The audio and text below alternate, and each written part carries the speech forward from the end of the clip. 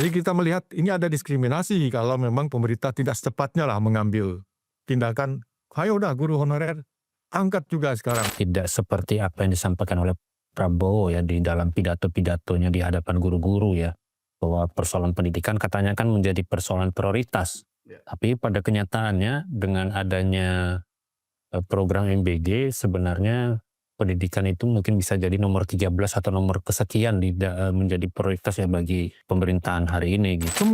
Semua itu untuk kepentingan bangsa bagus gitu ya. Ya. Honorer MBG, honorer guru dan sebagainya. Tapi ya karena semua bagus ya angkat semua, anggarannya ada kok sebenarnya. Anggarannya cukup itu.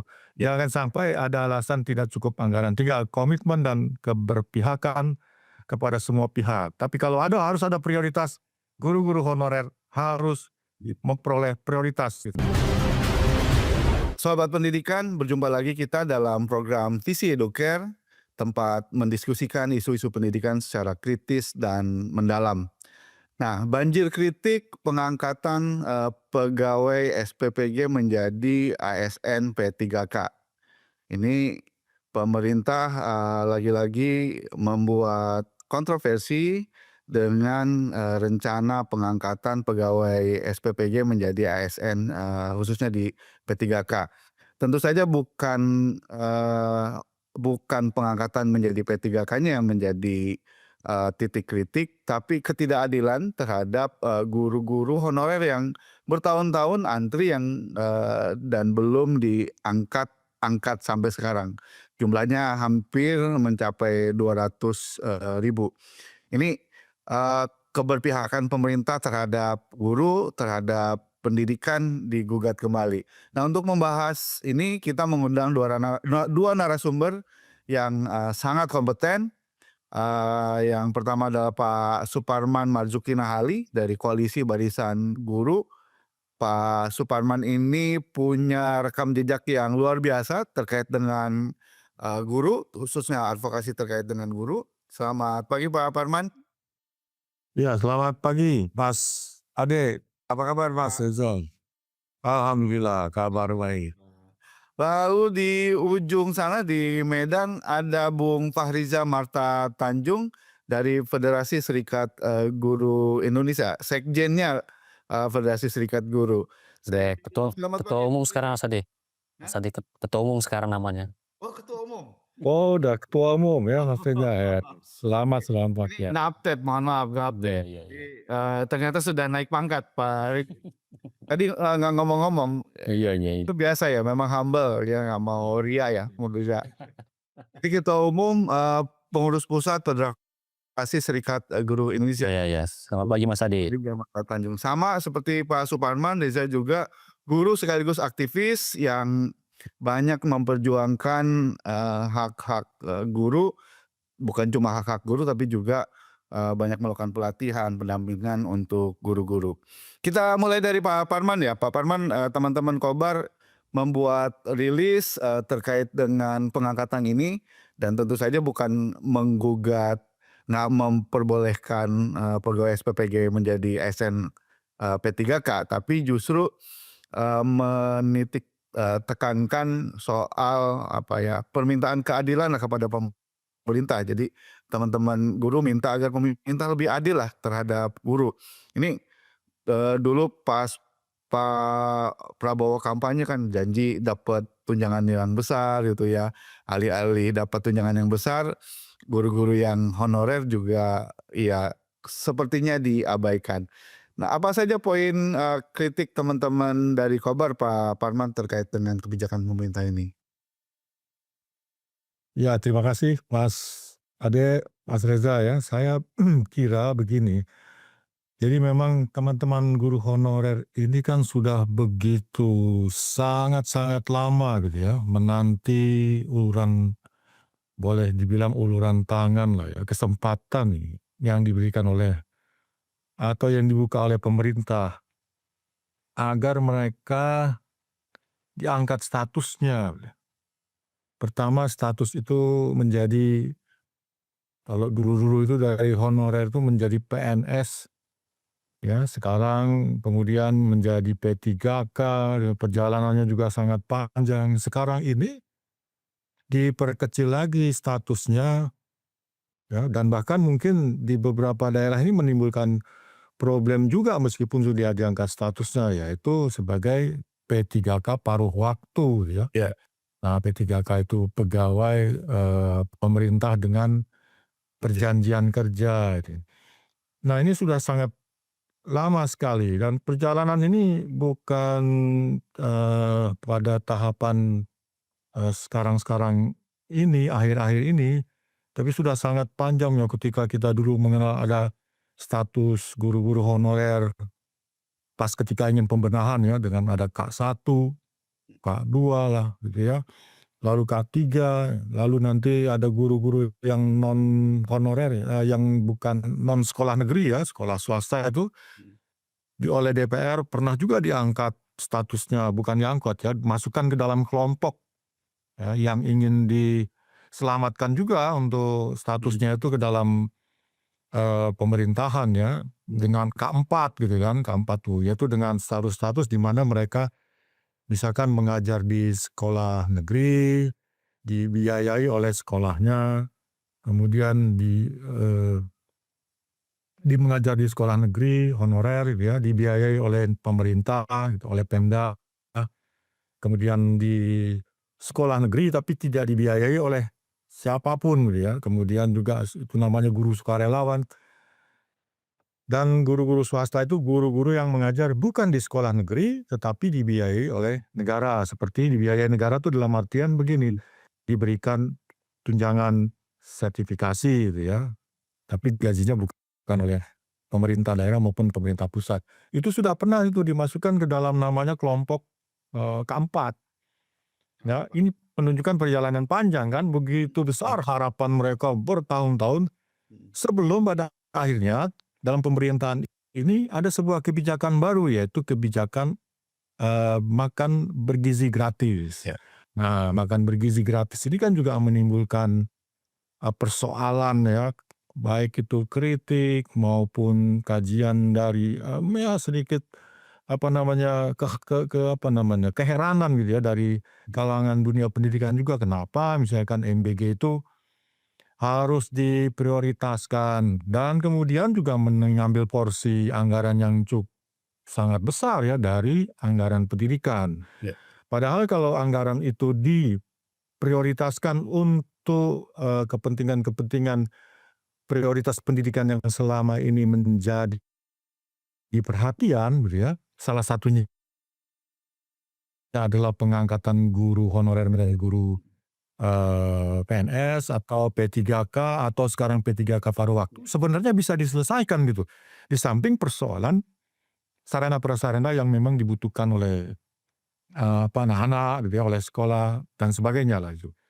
Nah, ini perjalanan panjang ini tiba-tiba muncul aturan baru bahwa pengelolaan tenaga-tenaga pengelola MBG yang meskipun kemudian diklarifikasi tidak seluruhnya ya, tetapi hanya 3 kelompok saja, yaitu kepala SPPG-nya ya, pengelola dapurnya, Akuntan. kemudian akuntannya ya, kemudian dan ahli gizinya itu yang akan diangkat. Tetapi pengangkatan yang kemudian tiba-tiba serta-merta orang MBG ini kan kritik yang disampaikan oleh teman-teman guru baru saja berjalan 1 tahun ya, tiba-tiba sudah ada pengangkatan mereka gitu kan, meskipun tidak semua, tidak pegawai, tetapi kan juga menimbulkan ini semacam perasaan tidak adil, perasaan terdiskriminasi gitu ya. Kenapa? Tiba-tiba mereka diangkat, tapi sementara guru-guru honorer ini, apalagi kalau kita bicara guru yang bukan di sekolah negeri ya, guru-guru swasta itu tambah lagi ya. Ini ternyata mereka tidak masih tertinggal cukup banyak itu, ratusan ribu guru-guru honorer yang belum terakomodir ya. 200 terakhir kan 2024 itu pengangkatan guru honorer berstatus paruh waktu, itu pun kan timbul persoalan yang terkait dengan jurusan yang tidak terakomodir di dalam formasinya gitu ya. Misalkan ada jurusan tergantung ya, variasi di daerah-daerah, ada guru jurusan ekonomi atau pendidikan ekonomi yang tidak tertampung jurusannya, tetapi akhirnya Ya bagus-bagus ada beberapa Pemda yang kemudian menampung untuk masuk ke bisa diterima di misalkan di pendidikan dasar di SD ya. Formasinya ditaruh di SD ya meskipun nanti mereka harus memperbaiki diri juga untuk bisa kalau pas sudah diterima di pendidikan di SD tersebut ya. Nah, intinya begini, cerita saya tadi ingin mengatakan bahwa guru-guru honorer itu sudah sangat panjang menanti gitu loh. Kenapa tidak diselesaikan dulu gitu kan guru-guru honorer? Atau kalau memang pemerintah, nah di sini tadi kita sebut-sebut ingin berlaku adil, ingin berlaku tidak diskriminatif ya, ya lakukan itu hal bersamaan gitu. Tuntaskan juga guru-guru honorer. Silahkan, kita tidak menolak gitu kan. Semua honorer di berbagai bidang lah itu memang harus diperhatikan oleh pemerintah ya, apalagi dia bekerja untuk negara lah, untuk bangsa dan negara. Tetapi ketika itu terbatas ya oleh anggaran yang kemudian harus dilakukan prioritas. Nah, prioritas ini kan harus diberikan kepada orang-orang yang lebih katakanlah yang sudah lama sangat menanti. Nah, yang baru-baru ini ya menunggu lagi. Ini kan belajar mengantri ini kan. Ya, menunggu lagi dalam antrian berikutnya gitu loh. Jangan kemudian menyelak antrian gitu loh. Nah, meskipun penyelakan itu diberikan istimewa gitu kan oleh kebijakan pemerintah. Tidak boleh begitu. Pemerintah kan menginginkan kita belajar mengantri kan. Dalam hal menggunakan kebijakan itu juga harus mengantri. Jadi kita melihat ini ada diskriminasi kalau memang pemerintah tidak secepatnya lah mengambil tindakan, ayo udah guru honorer angkat juga sekarang. Nah ini jadi Iya. SPPG diangkat, guru honorer diberikan juga dalam 2026 ini. Gitu Mas Ade. Siap. Sebelum nanti lanjut ke Pak Parman, saya ke Reza. Ini tadi Pak Parman sudah gambarkan, guru honorer kalau mau diangkat prosesnya berbelit-belit. Dibuat kategorisasi dulu K1, K2, K3, K4. Itu juga belum selesai juga, yang mestinya pengangkatan selesai di tahun 2024 2025 ini kan mestinya. Tapi ternyata masih tersisa cukup banyak, 200 ribuan. Tapi tiba-tiba yang SPPG belum hampir belum setahun lah ya, tiba-tiba sudah diumumkan untuk diangkat menjadi P3K atau menjadi ASN. Ini ya makanya kemudian digugat oleh teman-teman guru karena dianggap tidak adil. Nah, menurut Bung Reza, teman-teman FSGI melihatnya seperti apa? Apakah melihat guru ini tidak menjadi sebagai aktor penting, itu bagian penting dalam pendidikan sehingga tidak dijadikan sebagai prioritas untuk diselesaikan masalahnya, atau karena ya kalau guru-guru ya nggak diangkat nggak akan punya dampak apapun, guru-guru juga nggak marah gitu ya kalau diperlakukan tidak adil. Gimana Zak? Iya, saya kira ini menunjukkan ya bahwa persoalan pendidikan tidak seperti apa yang disampaikan oleh Prabowo ya di dalam pidato-pidatonya di hadapan guru-guru ya, bahwa persoalan pendidikan katanya kan menjadi persoalan prioritas. Ya. Tapi pada kenyataannya dengan adanya program MBG sebenarnya pendidikan itu mungkin bisa jadi nomor 13 atau nomor kesekian menjadi prioritas ya bagi pemerintahan hari ini gitu. Makanya kalaupun kemudian Prabowo hari ini melalui BGN ya, Badan Gizi Nasional, akan mengangkat katakanlah pegawai BGN ya yang jumlahnya hampir 32.000 itu. 22.000. Iya, itu berarti prioritasnya ada di situ, bukan di pendidikan. Jadi apa yang disampaikan dalam pidato-pidatonya di hadapan guru-guru itu ternyata hanya omong kosong gitu Mas Adi. Jangan sampai anak-anak kenyang perut tapi isi kepalanya nggak kenyang. Iya, jadi kalau kita lihat anggaran MBG ini kan sangat besar ya, 335 triliun gitu kan, dan itu kan memang tidak hanya terkait dengan program ya, belanja bahan dan sebagainya, tetapi juga kan terkait dengan operasional dari BGN-nya juga gitu ya, mulai dari tingkat pusat sampai tingkat daerah. Mereka kan pastinya membentuk sebuah struktur organisasi yang baru ya, yang selama ini memang tidak ada kan gitu. Itu tentu memakan biaya yang sangat besar. Apalagi kemudian nanti akan ditambah lagi dengan pembiayaan untuk pegawai-pegawai tadi ya yang akan diangkat menjadi P3K, terutama untuk kepala SPPG-nya, kemudian ahli gizi dan akuntannya juga, maka ini akan semakin menyedot anggaran APBN kita gitu kan. Jadi kita bisa melihat bahwa ternyata memang persoalan pendidikan ataupun keberpihakan Prabowo terhadap guru-guru patut dipertanyakan, saya kira Mas Adi. Kalau menurut Bung Reza, kenapa pemerintah, presiden dalam hal ini tidak memprioritaskan pendidikan khususnya guru-guru, hanya berhenti di retorika saja? Ya saya kira saya nggak tahu ya, mungkin ini bacaan politik barangkali Mas Adi ya. Artinya mungkin kan memang makan bergizi gratis ini kan menjadi janji Presiden Prabowo ya ketika dia kampanye kemarin gitu ya. Dan saya kira tidak ada satupun gitu ya terkait dengan persoalan pendidikan kan yang dikatakanlah menjadi program prioritas pemerintahan hari ini, kecuali yang terkait dengan revitalisasi, kemudian sekolah Garuda dan sekolah rakyat itu yang saya kira menjadi janji-janji Prabowo ya waktu kampanye. Maka saya nggak tahu ya, tapi ini mungkin bacaan politik Mas Ade ya, bahwa ketika mungkin ada anggapan ya baik dari Prabowo maupun dari timnya bahwa ketika mereka menjanjikan sesuatu yang menjadi prioritas itu harus bisa dilaksanakan gitu ya, terlepas dari kemudian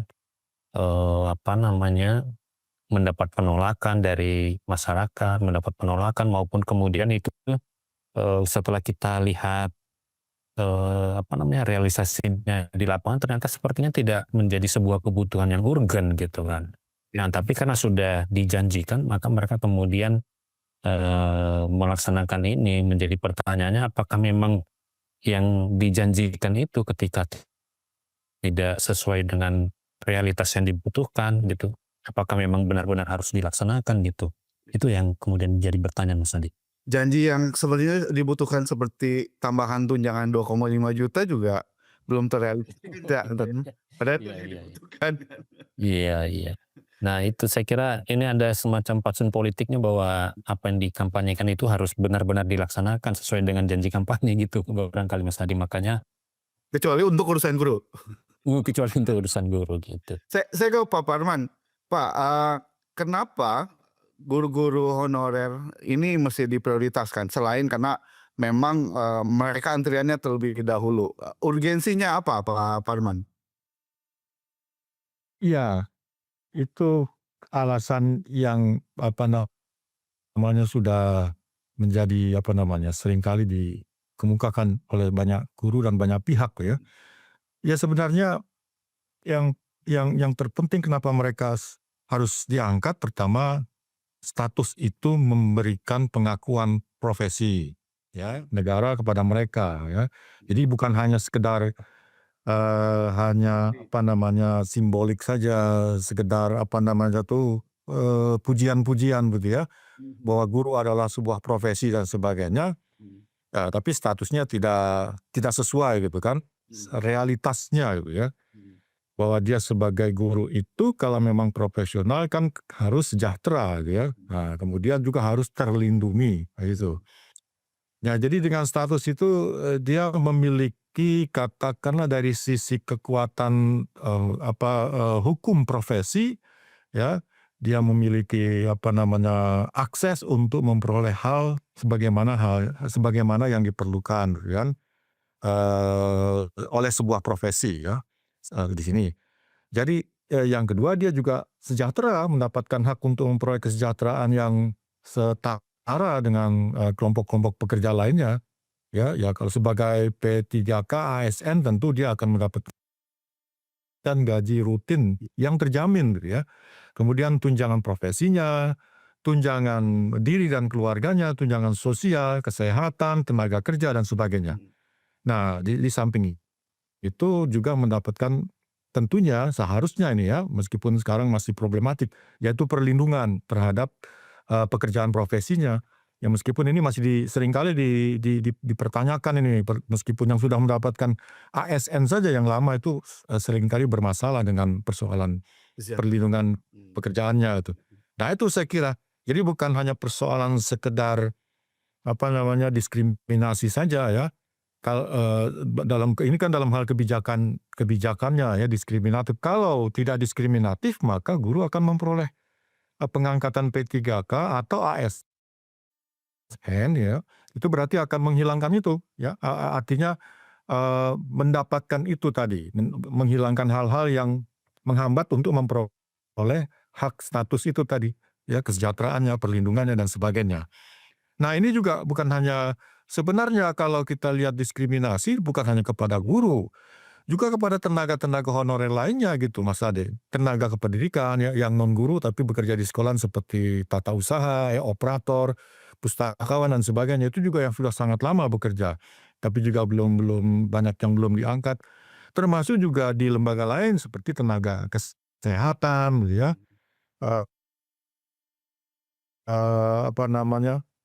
Ya pegawai honorer di lembaga-lembaga pemerintahan yang lainnya, itu juga pasti merasa mereka terdiskriminasi gitu loh. Artinya tidak menjadi perhatiannya kok menjadi tidak diprioritaskan padahal mereka sudah sangat menunggu lama. Kalau saya kira, jadi memang dengan pengangkatan ini mereka sangat berharap sekali adanya perbaikan status kesejahteraan dan perlindungan gitu. Kalau ada argumen bahwa kalau SPPG kan sedikit cuma 32.000, kalau honorer di pendidikan kan banyak ratusan ribu nih. Jadi harap maklum untuk antri, gimana Pak Parman? Iya, kalau benar logika itu sih benar juga, yang banyak meskipun diperhatikan tetap saja akan berproses bertahap ya.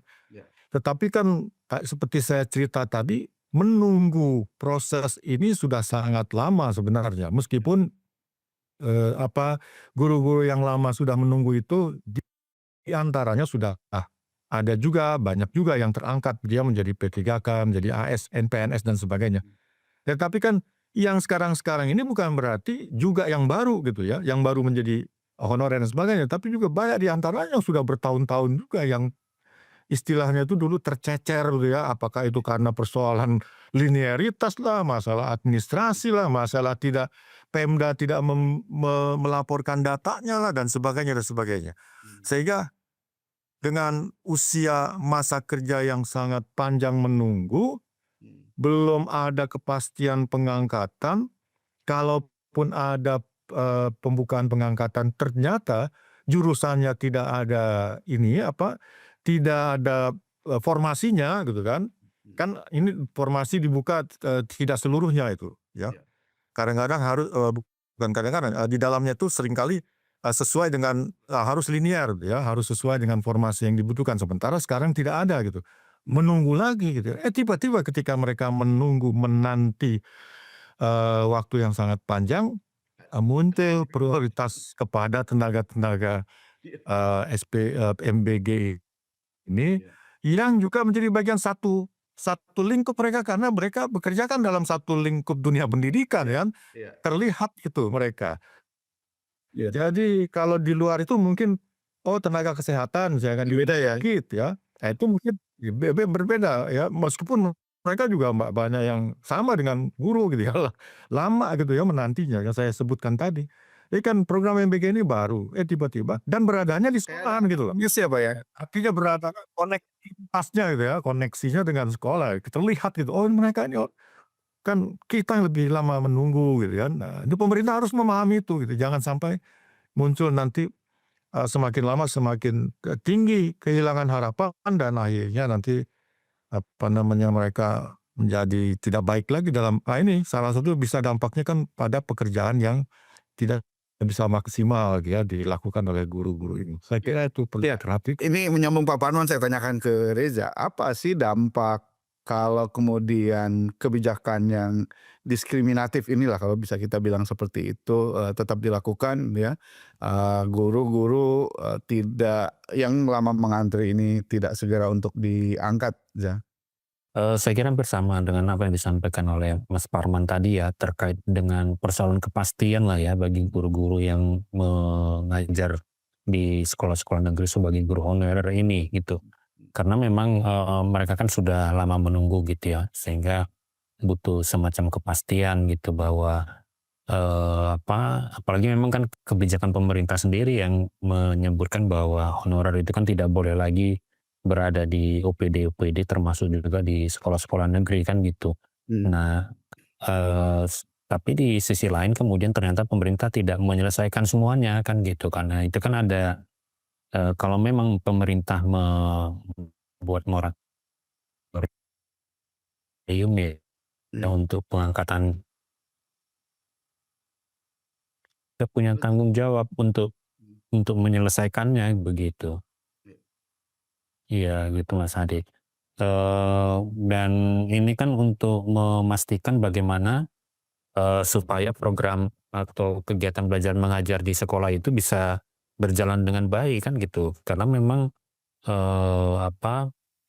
hampir banyak sekolah negeri yang memang masih tergantung kepada guru-guru honorer gitu ya. Karena memang di satu sisi dari sisi guru yang masuk juga belakangan ini kan tidak banyak hampir beberapa tahun tidak ada pengangkatan sama sekali. Kemudian di sisi yang lain juga ternyata banyak guru-guru juga yang pensiun gitu. Nah, jadi memang butuh kepastian gitu agar proses belajar mengajar bisa berlangsung dengan baik gitu. Dan tadi juga disampaikan oleh Pak Parman bahwa problemnya ternyata tidak semua formasi khususnya untuk guru dibuka gitu. Akibatnya ketika ada guru yang pensiun di salah satu mata pelajaran mungkin ternyata tidak dibuka formasinya, tentu kan sekolah mau tidak mau tidak ada pilihan lain untuk mengangkat guru honorer yang baru, walaupun memang itu sebenarnya tidak diperbolehkan ya sesuai dengan undang-undang yang ada gitu. Tapi saya kira sekolah tidak punya pilihan daripada tidak berjalan proses pembelajarannya, mau tidak mau harus diangkatlah atau dicarilah guru untuk menggantikan guru yang pensiun tadi, seperti itu Mas Adi. Ya. Terakhir ini kan kalau lihat soal MBG terus dikaitkan dengan guru termasuk soal pengangkatan. Sebenarnya anggaran bukan menjadi isu utama sebenarnya. Yang jadi isu utama adalah komitmen dan keberpihakan. Reza maupun Pak Parman tadi berulang kali juga meminta agar pemerintah jangan diskriminatif dong gitu, karena bukan cuma soal antri panjang, tapi juga ini soal penghargaan terhadap profesi guru. Apa yang harus dilakukan oleh teman-teman guru, baik itu guru honorer atau guru-guru yang lain untuk menekan pemerintah, memaksa pemerintah agar memiliki komitmen yang lebih kuat terhadap pendidikan ini, khususnya terhadap guru? Ya saya kira Mas Adi ya, kalau kita lihat dari perjalanan panjang sejarah pengangkatan guru honorer ini, saya kira kekuatan guru honorer itu sebenarnya kekuatan yang sangat solid gitu ya Mas Adi ya. Mereka beberapa kali sudah melakukan aksi gitu ya, aksi baik dalam bentuk aksi demonstrasi maupun lobby, dan kemudian juga dengar pendapat dengan baik pemerintah maupun DPR sendiri. Itu saya kira sangat kuat, sangat solid gitu guru-guru honorer ini gitu. Dan saya yakin pemerintah seharusnya berhitung gitu ya kepada guru-guru honorer ini gitu ya, terkait dengan isu ini gitu. Saya kira kita bisa lihat di media sosial, begitu kemarin ada pengumuman dari Kepala BGN terkait dengan pengangkatan P3K untuk pegawai BGN atau pegawai SPPG, itu kan langsung reaksi publik sangat kuat gitu ya. Nah, sangat viral kemudian berita ini di media sosial. Jadi saya kira ya tentunya kita berharap ini ya teman-teman guru honorer gitu ya tetap terus mengkritisi, tetap terus bersuara ya terkait dengan rencana pemerintah ini. Dan saya kira apa yang sudah mereka lakukan selama ini itu tetap bisa diteruskan Mas Adi, tetap dilanjutkan agar pemerintah bisa dengar gitu ya. Karena memang kita lihat dari beberapa kebijakan yang dikeluarkan pemerintah, baik terkait dengan persoalan pendidikan maupun hal-hal yang lainnya, itu memang banyak ketika dorongan publik sangat kuat, mereka biasanya bisa merubah kebijakannya seperti itu Mas Adi. Oke. Ke Pak Parman, apa himbauan Pak Parman yang mesti dilakukan oleh teman-teman guru? Saya kira tidak terlepas terkait guru honorer saja. Ini kan red flag sebenarnya Pak soal keberpihakan ini. Apa yang mesti mereka lakukan untuk mengingatkan pemerintah bahwa pendidikan ini penting, guru juga menjadi bagian terpenting dalam pendidikan juga harus diprioritaskan, gitu ya, tidak didiskriminasi. Ya, kalau kita lihat dalam perjalanan panjang ya, sejarah untuk memperhatikan peningkatan pendidikan ya dengan berikan perhatian yang besar kepada guru, maka kekuatan guru untuk melakukan perubahan terhadap ini sebenarnya sudah menjadi bagian dari milik semua pihak gitu ya. Pemerintah sendiri, karena mereka semua pihak itu sudah menganggap hal yang sama gitu ya, bahwa memang perhatian terhadap guru itu penting. Guru itu penting dalam rangka untuk mencerdaskan kehidupan bangsa, itu sudah jelas amanat konstitusi ya. Jadi pemerintah dan DPR itu sebenarnya kekuatan-kekuatan yang menjadi energi bagi guru-guru. Ya, kalau guru-guru, apalagi guru-guru honorer disuruh berjuang terus-menerus, ya mereka tentunya justru akan meninggalkan kewajibannya gitu ya. Sementara ya mereka harus mencerdaskan kehidupan bangsa ini. Sehingga selama ini memang sebenarnya kekuatan guru itu sudah ada di semua pihak. Katakanlah kita bilang di DPR udah berapa sering kali mereka bicara tentang guru honorer. Bahkan kalau kita tanya pasti mereka akan mengatakan kami sudah juga lama memperjuangkan guru-guru honorer gitu ya. Pemerintah juga sudah lama memperhatikan guru-guru honorer. Nah, lamanya memperjuangkan ini untuk kasus sekarang ini ya, ini momentum ya, dengan adanya kritik-kritik terhadap prioritas yang seharusnya diberikan, maka semua pihak harus punya komitmen dan keberpihakan. Tadi saya setuju dengan Mas Ade. Jadi komitmen dan keberpihakan negara dalam hal ini ya, bukan hanya pemerintah tapi juga negara. Tapi nanti eksekusinya ada pemerintah, ada pada pemerintah. DPR harus bersuara lagi gitu ya. Koalisi DPR ya dimanfaatkan untuk memajukan guru ini, untuk memperjuangkan guru. Dan kekuatan yang ada di pemerintahan, koalisi pemerintahannya juga harus difokuskan untuk memperhatikan sebagai kekuatan untuk memperbaiki guru, membangun komitmen, keberpihakan ya. Ya ketika maka dorong semua pemerintah berkomitmen untuk bahwa katakanlah dijelaskan gitu bahwa kepada guru-guru kalau memang tidak mau disebut diskriminatif ya pemerintah, tahun ini akan mulai ada penyelesaian pengangkatan guru-guru honorer sebagai ASN ya. Apakah dimulai langsung P3K atau dimulai dari P3K paruh waktu. Dan kapan penuntasannya diulang lagi itu. Kalau kemarin kan 2024 harus tuntas. Nah, ternyata sudah terlewati, belum tuntas-tuntas juga gitu ya. Nah, sekarang bikin komitmen baru tapi komitmen yang jangan dilanggar lagi gitu ya. Komitmen katakanlah 2 tahun 2026, 2027 tuntas semua guru ASN, guru-guru honorer diangkat sebagai P3K, apakah itu berstatus paruh waktu maupun P3K penuh. Nah, tetapi juga punya komitmen lain karena ternyata bukan hanya guru-guru honorer yang sedang menanti permasalahannya dituntaskan. Guru-guru P3K pun yang sudah diangkat, guru P3K paruh waktu ini ya, itu kita di beberapa daerah menemui masalah baru di mana mereka bisa tidak dilanjutkan ya perjanjian kerjanya karena alasan anggaran tidak ada di pemerintah daerah dan sebagainya. Nah, disinilah komitmen dan keberpihakan seluruh komponen DPR, DPRD, pemerintah pusat, pemerintah daerah berkomitmen menjaga jangan sampai ada problem terhadap guru-guru baik yang sudah diangkat status P3K paruh waktu saat ini justru ditingkatkan gitu ya, paruh waktu menjadi penuh waktu. Yang penuh waktu menjadi PNS, itu yang terbaik gitu kan, ada peta jalannya lah gitu untuk penyelesaian guru-guru honorer menjadi PNS dan CPNS menjadi P3K dan kemudian PNS. Nah, juga komitmen untuk pengangkatan yang saya sebutkan tadi, pengangkatan honorer dari yang sekarang ini, sehingga kecemburuan ini jangan sampai terlanjur menjadi apa namanya kecemburuan yang lebih besar lagi gitu ya terhadap katakanlah yang sekarang ini honorer-honorer dari kelompok pekerja di MBG gitu ya yang melakukan kejahatan MBG. Ya semua itu untuk kepentingan bangsa bagus gitu ya. Honorer MBG, honorer guru dan sebagainya. Tapi ya karena semua bagus ya angkat semua, anggarannya ada kok sebenarnya. Anggarannya cukup itu.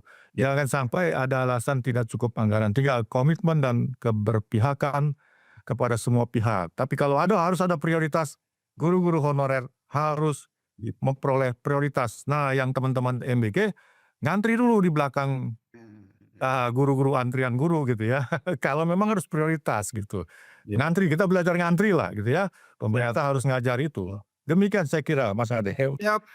Pak Suparman, Bung Reza, terima kasih atas waktu dan pencerahannya.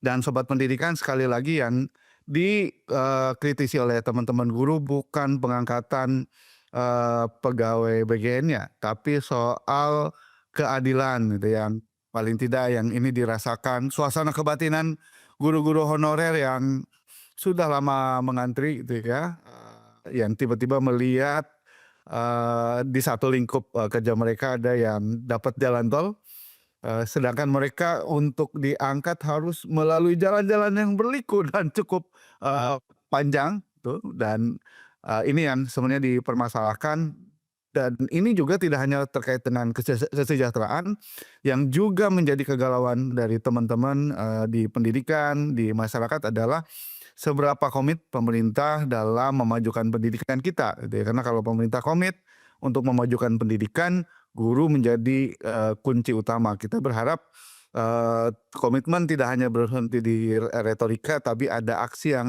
jauh lebih jelas. Salah satu aksi yang jauh lebih jelas adalah tadi tidak ada kebijakan yang diskriminatif, guru-guru mesti diperhatikan kesejahteraannya, posisinya, peta karirnya juga mesti diperhatikan karena ini menjadi kunci utama agar pendidikan kita menjadi jauh lebih maju. Demikian Sobat Pendidikan sesi kita kali ini.